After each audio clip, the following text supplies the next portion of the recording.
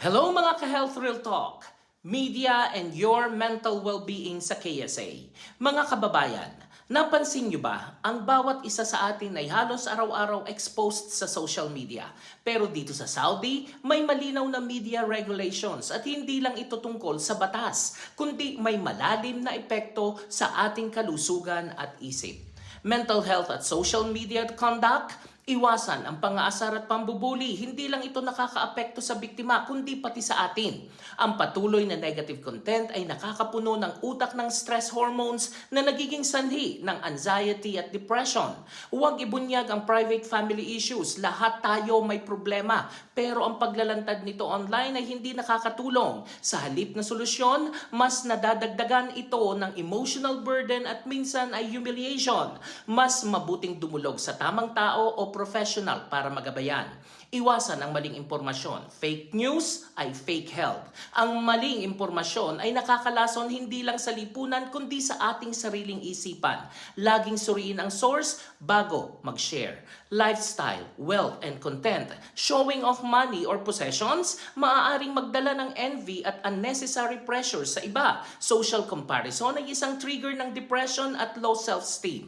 Mas healthy ang content na nakaka-inspire, hindi nakaka-inggit.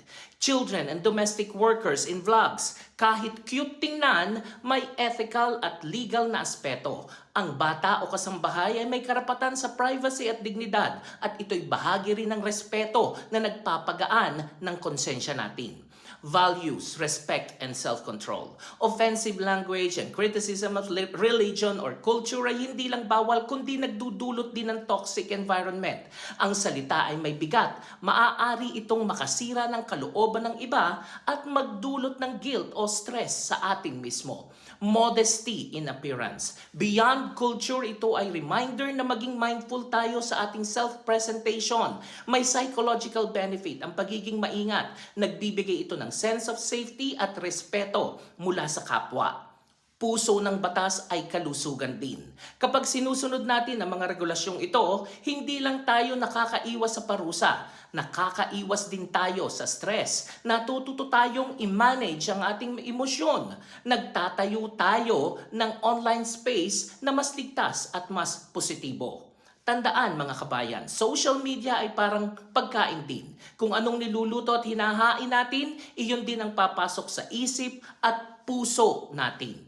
Piliin natin ang masustansya, hindi nakakalasong mga contents. Ako po si Arlene para sa Health Real Talk. Have a nice day everyone.